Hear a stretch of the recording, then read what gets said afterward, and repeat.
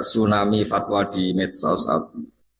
Sebetulnya kita-kita yang di masyarakat atau di kampung itu tidak pernah mengalami tsunami karena cara berpikir masyarakat kebanyakan kalau orang tertentu tidak punya kredibilitas yang ditekuni itu ya sudah ada diikuti.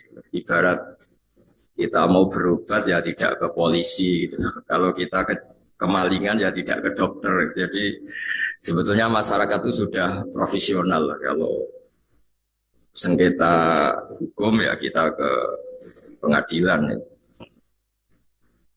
Lalu masalahnya masyarakat sendiri yang terjebak ya atau bahasa kasarnya tertipu ya oleh fatwa-fatwa yang dari orang yang tidak kredibel itu. Mereka itu rata-rata memang nggak ngaji. Misalnya masyarakat kebanyakan ngaji kiai ya, ngaji Fathul Qorib atau ngaji Sulam Taufik. Mereka akan ngerti kaidah-kaidah fikih atau kaidah-kaidah sah tidak sah, batal tidak batal. Saya beri contoh misalnya begini. Bapak saya itu kalau tindak, kalau pergi itu ya sering marung ya. Marung, kadang-kadang penjualnya itu juga ada pakai jilbab, kadang suasananya juga enggak begitu syariah ya. Tapi kata bapak saya, ketika seseorang menjual gedang goreng, pisang goreng, menjual makanan, menjual minuman, itu artinya mereka ingin dagang. Dan dagang itu halal ya.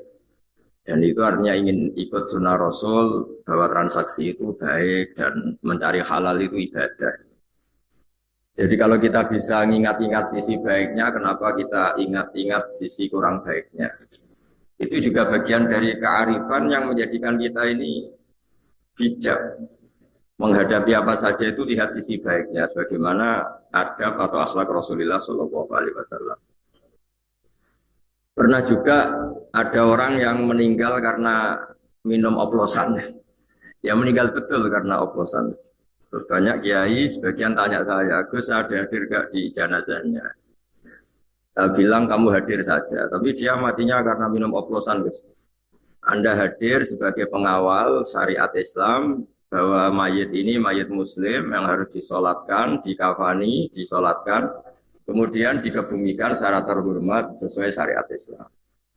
Jika orang-orang baik ini tidak datang di kematian seperti ini, maka bahayanya kalau mereka bikin ritual pemakaman sendiri.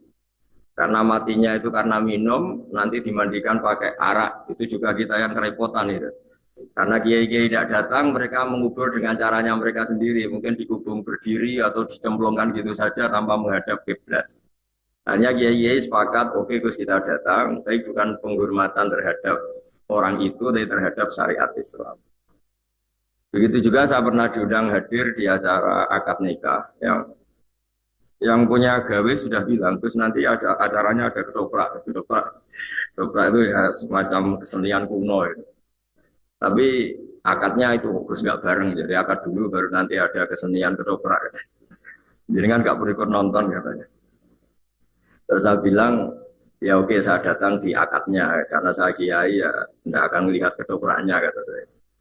Tapi yang penting bahwa masyarakat ini masih baik. Dia ingin akad nikah anaknya itu nikah yang berkah, nikah yang sah, sehingga inginnya disaksikan kiai, diberkahi doa kiai. Dan mereka ada ideal ya. Jadi juga orang yang dagang tadi, mereka ada ideal ya. Tapi ada kebaikan-kebaikan yang mereka lakukan. Dan itu yang kita ingat-ingat, karena kebaikan itu yang kita ingat-ingat. Nah, untuk mengarah ke moderasi Islam, kita misalnya bisa baca kitab di Al-Minanul Kubro, karangan Imam Syaroni, dan itu kitab panduan para wali. Hampir semua wali yang jalur ilmu pasti baca kitab itu Al-Minanul Kubro. Tadi Bapak Quraisy menyinggung 3 pewaris Nabi, diantaranya faminhum dzalimun li nafsi. Di situ orang zalim masih diapresiasi sama Allah Ta'ala. Yaitu kata Imam Syaroni, tidak ada orang Muslim yang paling fasik sekalipun, kecuali dia juga melakukan hukum Islam walau fi mas'alatin wahidah, meskipun dalam masalah yang satu. Misalnya banyak orang Islam yang mungkin sekarang belum sholat, mungkin sekarang belum puasa. Tapi yang dinikahin itu tidak keponakannya, tidak ibunya, tidak mbahnya. Sehingga mereka nikah dengan wanita yang halal dinikah. Kalau dalam fikih disebut wanita ajnabiyah. Wanita yang benar-benar sah dinikah karena tidak ada hubungan mahram, tidak ada hubungan rodok, tidak ada hubungan yang menjadikan haram. Sehingga mereka masih punya poin bahwa mereka nakahu binikahin sahih. Mereka menikah dengan nikah yang sah. Artinya apa? Orang yang kita kira fasik permanen atau fasik statusnya, ternyata ada hukum Islam yang mereka lakukan, yaitu mereka nikah dengan perempuan yang sah dinikah. Dan ketika nikah juga sah karena dinikahkan walinya atau KUA atau dengan persyarat-persyarat yang menjadikan sah. Jika kata dolim yang disematkan pada pewaris-pewaris kitab suci itu seperti yang dikatakan Profesor Kores tadi, tidak seperti yang kita bayangkan. Banyak juga misalnya ada cerita tasdek, tentang membenarkan Nabi. Dulu itu ada orang sering minum. Bawaannya orang seneng Nabi itu meskipun dia mabuk, sukanya itu dekat-dekat Nabi. Sehingga kalau mabuk ya dekat-dekat masjid. Setelah seringkali ditangkap oleh sahabat sama Nabi ya sebagai ajaran, sebagai sanksi, mereka dipukulin sama jari dunahli, ada yang disebutkan binial. Ya dipukulin pakai sandal, ya semoga sandal jepit bukan sandal kulit. Pokoknya walhasil itu saking seringnya melanggar di depan Nabi, kata para sahabat, kamu itu mal'un, kamu kena laknat. Tapi apa kata Rasulullah, tal'anuhu, kamu jangan melaknati dia. Fa innahu yuhibbu wa rasulah. Meskipun dia sering salah, tapi masih mencintai Allah dan Rasul. Artinya orang-orang sefasik ini pun kalau disuruh pindah agama juga gak mau. Disuruh ngidolakan selain Rasulullah juga gak mau. Disuruh jauh-jauh dari masjid ya gak mau. Nah, sisi-sisi seperti ini yang dalam tradisi orang tua kita, guru-guru kita, tradisi Mbah Mus, tradisi Bapak Kures, tradisi orang-orang kita itu menghormati sisi positif tadi disebut meskipun disebut familun dzalimun li nafsi. Maka kata Imam Syaroni tidak ada orang muslim apapun fasiknya kecuali dia minal amilina li ulumihim. Dia termasuk yang mengamalkan ilmunya yaitu disebut walau bi mas'alatin wahidah meskipun dalam satu masalah. Dalam satu masalah misalnya tadi ada orang Islam yang tidak sholat. Dia kalau ditanya, tidak sholat itu baik apa enggak? Ya dia jawab enggak baik. Kalau ketemu orang yang sholat ya hormat. Artinya dia nganggap institusi kesalehan itu sholat. Dan dia salah karena tidak sholat. Belum meyakini salah itu sudah bagian dari kebaikan. Karena artinya apa? Yang salah diyakini salah, yang benar diyakini benar. Dan di antara agama ini mengharuskan tasdiq umma yusdaq. Yang harus dibenarkan, dan yang harus dibohongkan. Kalau dia ditanya, kenapa kamu tidak sholat? Ya belum dapat hidayah, tapi saya hormat sama yang sholat. Paling tidak dia tasdiqu ijabi sholat, dia membenarkan kalau sholat itu wajib. Dan bahaya betul kalau dia meyakini kalau sholat itu tidak wajib. Itu yang ranah yang ekstrim yang dianggap salah. Betul. Nah begitu seterusnya. Jadi kalau kita punya kearifan membaca, kearifan dengan berbagai dasar, insya Allah gelombang fatwa yang atau tsunami tadi tidak punya akibat apa. Kalau di daerah kami di Rembang misalnya orang ngaji keluarga besar Mbah Maimun, ngaji keluarga besar di Mustafa, ngaji keluarga besar di Lasem, orang nyaman saja dengan kiai-kiai. Dan mereka kalau baca medsos itu kayak hiburan. Malah kalau bapak saya dulu kalau dengerin orang-orang ceramah yang tidak berkompeten, tidak ahli, kata bapak itu kok tambah goblok kan gitu. Kalau dengar ini kok tambah goblok kan. Karena beliau hafal Quran dan beliau banyak baca sehingga ya dianggap hiburan saja.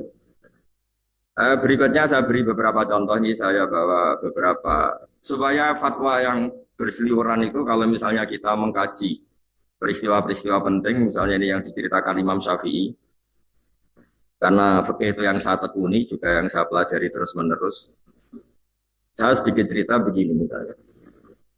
Pengkaji Quran, kan ini untuk para ustadz, untuk para kiai. Pengkaji Quran pertama di era sahabat itu pasti bingung. Karena bingungnya itu ada sekian ayat yang dalam objek yang sama. Misalnya orang yang ditinggal mati suaminya itu iddahnya 4 bulan 10 hari. Oke, itu satu ayat yang ketentuan umum. Yang ditinggal suaminya pokoknya iddahnya 4 bulan 10 hari. Kemudian yang ditalak itu iddahnya 3 kali masa suci.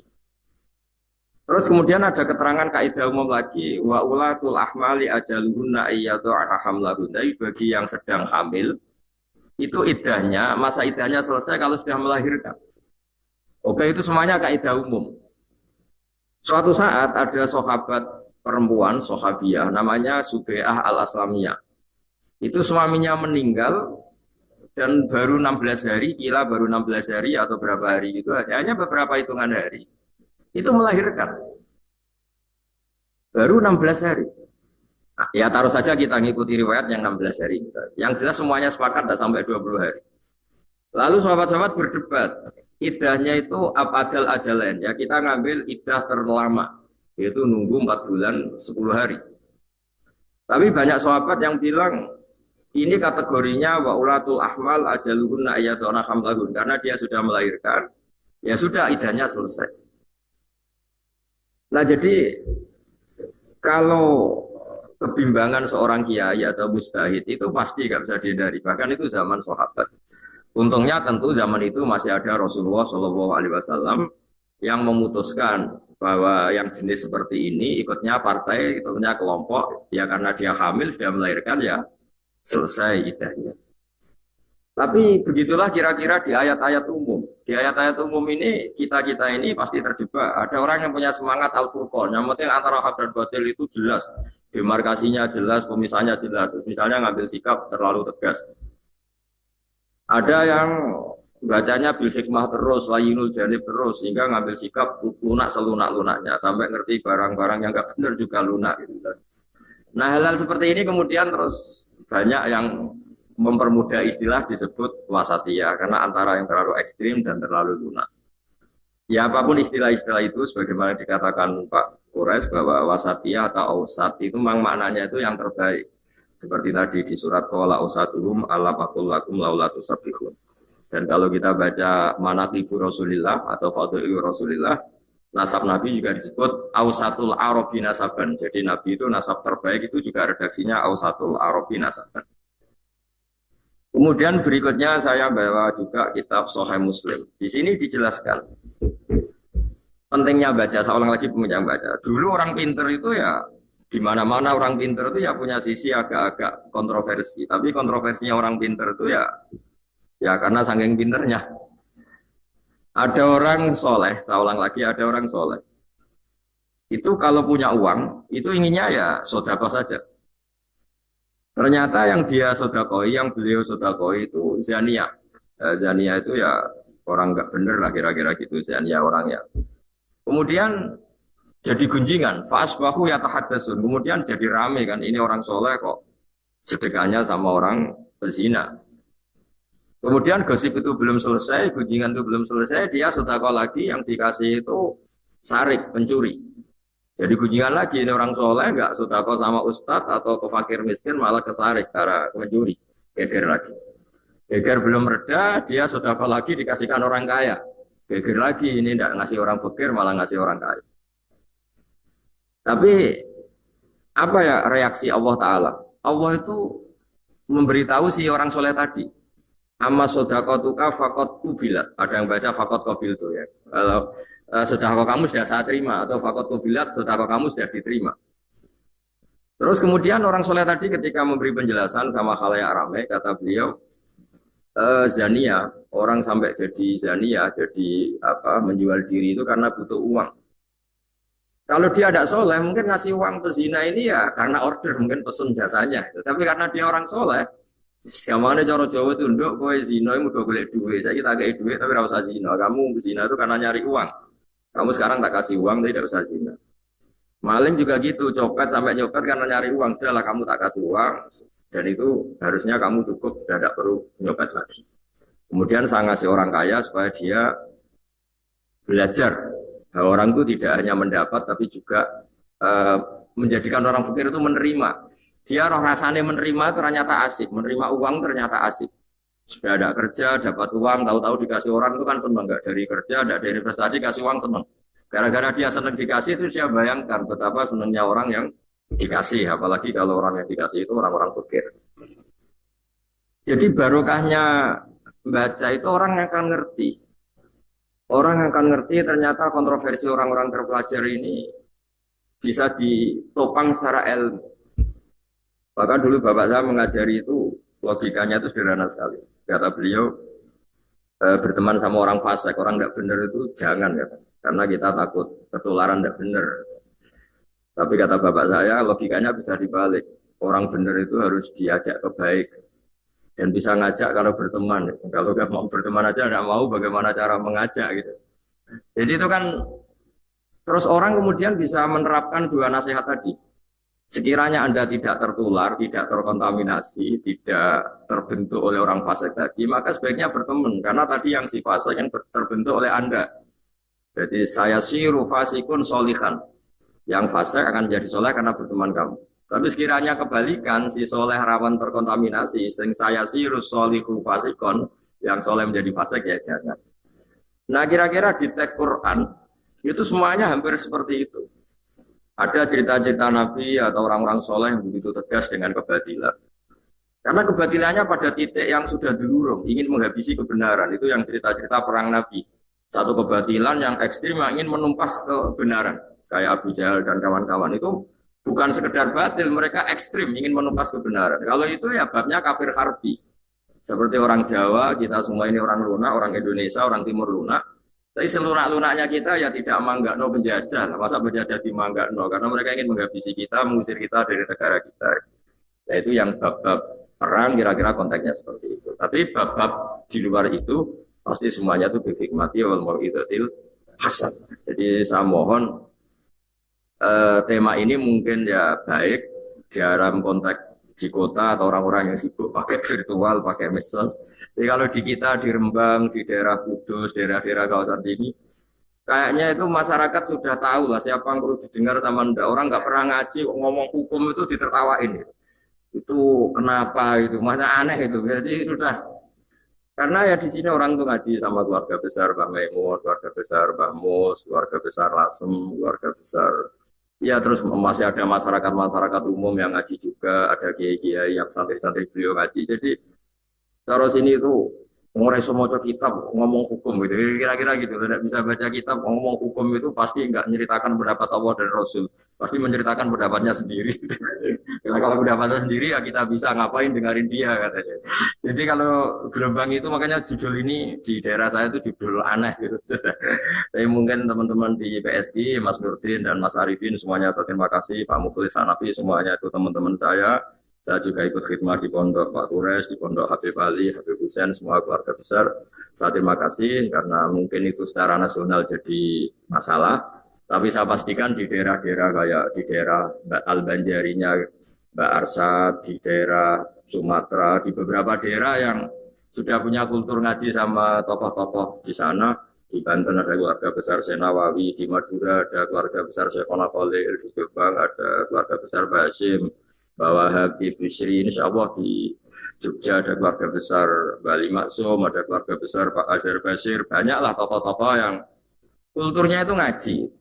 Dan itu insya Allah otomatis ya, mengeliminir tadi banjir tsunami fatwa karena mereka aneh saja itu ngomong dot saja nggak pas, itu ngomong kop nggak pas, terus kemudian ngomong halal haram itu kan tetap aneh itu. Mesti kalau di sini, kalau di Rembang ekstrim lagi. Somo cemuin tau orang itu bisa baca Fathul Mu'in apa enggak. Jadi kita ada ngalami itu lah insya Allah. Semoga seluruh rakyat Indonesia dan masyarakat Indonesia juga insya Allah lah. Kalau kita ya itu tadi kalau kita sakit ya ada ke polisi. Kalau kita kecurian ya tidak ke dokter. Ya kalau cari agama ya yang ahli agama. Jadi saya kira demikian dan terima kasih atas ilmu dari Mbak Mus, dari Pak Kores, dari semua narasumber. Semoga saling melengkapi. Assalamualaikum warahmatullahi wabarakatuh. Waalaikumsalam warahmatullahi wabarakatuh. Terima kasih Gus Baha atas pemaparannya yang gamblang. Saat ini kita masuk pada sesi diskusi. Ada 3 pertanyaan yang sudah masuk. Yang pertama dari Yahya Abdul Rashid. Pertanyaan ini ditujukan untuk Abi Quraisy. Apa pertanyaannya? Kata dia, khusus untuk kondisi Indonesia, apakah kita harus tetap bersikap wasatiyah dalam hal keberpihakan bidang ekonomi dan politik? Lalu pertanyaan yang kedua untuk Kusbaha dari Saiful Anam. Kata dia, di era digital seperti sekarang, kita bisa belajar dengan cara yang mudah melalui banyak platform dan media sosial. Apakah hal tersebut masuk dari bagian majelis taklim, dan apakah hal tersebut ada etikanya di dalam menyimak dan mendengarkan? Dan pertanyaan yang ketiga untuk keduanya, baik untuk Abi Quraisy dan Gus Baha, yakni jika moderasi adalah mutlak, bagaimana menyikapi dai yang cenderung keras dan tegas? Mengingat dai moderat suaranya sering kalah dengan mereka yang nyaring dan berani menggugat. Jazakumullah. Baik, saya persilahkan kepada Abi Quraisy untuk menjawab pertanyaan yang pertama. Abi, silakan. Baik, bismillahirrahmanirrahim. Pertanyaannya apakah dalam bidang politik, ekonomi, kita juga harus moderasi. Moderasi itu, Islam itu moderasi.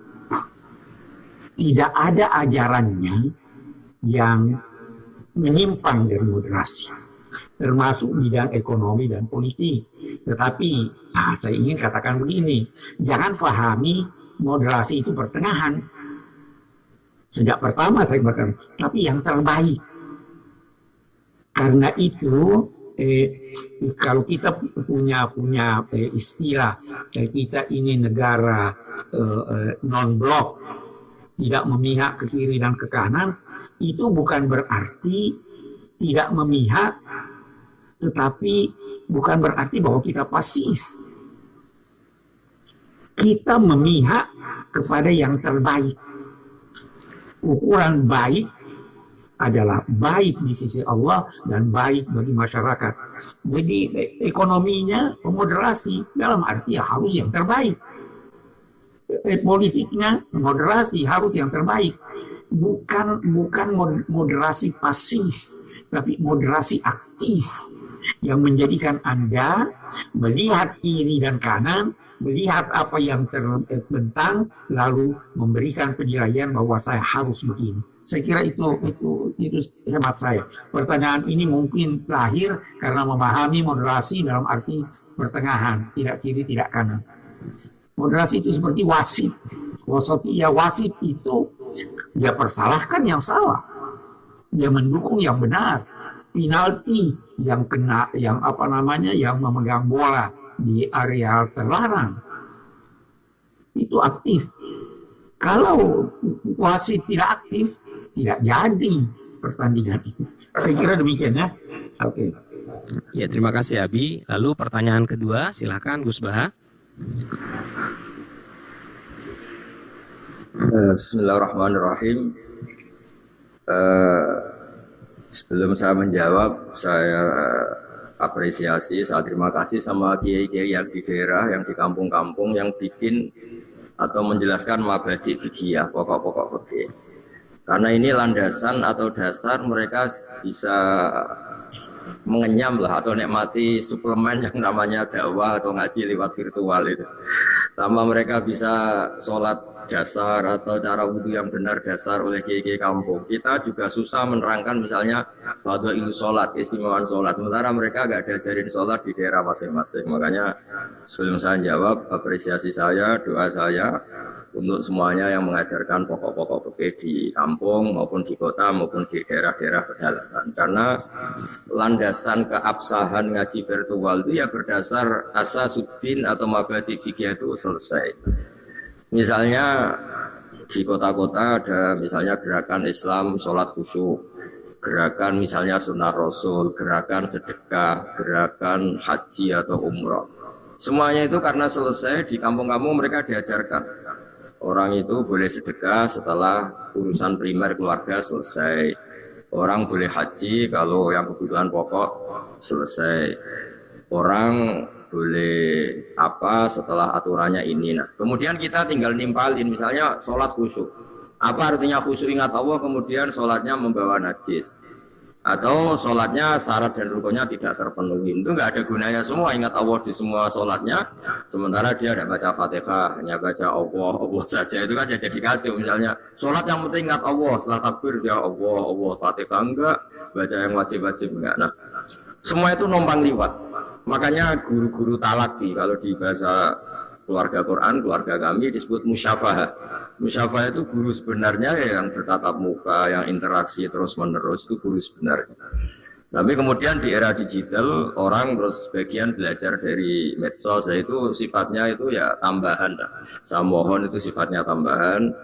Cuma ya jangan dilarang kalau itu baik, karena ada kaidah malah yudrokukuluh, la yudrokukuluh. Kalau udah bisa ideal ya jangan sama sekali. Misalnya saya sendiri juga sering belajar dari ulama-ulama mana saja, termasuk tentu dari Pak Kures, dari Gusmus, mungkin dari mana-mana lah. Itu kan juga sebagian lewat medsos atau lewat televisi. Saya kemarin dengerin Pak Kures pas di Metro TV tentang kuliah Yuhal Kafirun, dan setelah saya cek memang di tafsir Ar-Razi seperti itu. Nabi saking halusnya Coro Jawa itu nggak tega bilang kuliah Yuhal Kafirun, sehingga beliau ngendikan gitu setelah diperintahkan Allah harus i'lanul haq, harus menyatakan kebenaran, sehingga beliau ngendikan kuliah Yuhal Kafirun. Nah, hal seperti itu ya sifatnya itu ya malah idrokukulu la idrokukulu. Tapi kalau ingin ibadah secara benar, secara baik ya inna hadal ilma dinun fangzuru amman ta'khuduna dinakum. Ilmu ini agama, maka lihatlah dari mana kamu mengambil ilmu itu. Ya kita kalau dengan guru-guru kampungan sholat dilatih, cara berdiri begini, ketika rukuk antara kepala sama pantat itu segaris, kalau sujud harus melibatkan 7 anggota, yaitu al-jabhah, wal yadain, warubaten, wal qadamain. Nah, sementara kadang-kadang di media itu hanya cerita-cerita tentang utamanya sholat itu mi'rajul mukmin. Mi'rajnya orang mukmin ya sholat itu, karena di situ dia munajat sama Allah, di situ dia bercengkrama dengan Allah. Oke lah itu kebaikan, tapi setelah yang pokok-pokok ini selesai. Makanya terima kasih saya juga doa saya untuk orang-orang atau untuk ustadz-ustadz siapapun yang mengajari umat ini mabadi fikih. Makanya setiap doa kita pasti bilang assalamu alayna wa ala ibadillahi sholihin. Semoga kita dapat salam dari Allah. Salam itu maknanya keselamatan, juga semuanya yang terlibat dalam kesolehan di bumi Allah ini. Jadi disebut assalamu alayna wa ala ibadillahi sholihin. Saya kira demikian. Ya, terima kasih Gus Baha. Untuk pertanyaan yang ketiga ini ditujukan untuk keduanya, baik Abi Kures maupun Gus Baha. Ustaz Baha aja yang jawab. Sudah. Baik Gus, monggo. Yang semua aja. Saya setuju jawabannya, itu sudah pasti. Yang mudah. Bagaimana menyikapi dai yang cenderung keras dan tegas, mengingat dai moderat suaranya sering kalah dengan mereka yang nyaring dan berani menggugat? Penelitian itu sahih apa enggak? Setahu saya tahu Mbah Maimun, Habib Lutfi, orang-orang yang moderat itu juga pengaruhnya besar. Orang-orang yang asik cara berdakwah juga pengaruhnya besar. Jadi kesimpulan itu juga ada. Ya tidak harus dibenarkan meskipun tidak harus disalahkan kok terus bilang kalah menang. Kalaupun kalah ya mungkin sekarang kalah nanti menang. Yang jelas setahu saya kiai-kiai moderat itu juga luar biasa pengaruhnya dan ikut membentuk Indonesia. Ya kan kita bisa lihat misalnya acara-acara Thariqah Naqsyabandiyah atau Qadiriyah atau pengajian-pengajian kiai-kiai moderat itu juga besar itu. Dan mereka kalau Ramadan atau kalau Lebaran juga yang sowan banyak. Artinya ya melihat itu kan ya ada kalah juga gitu. Tahu-tahu disimpulkan kalah nyaring.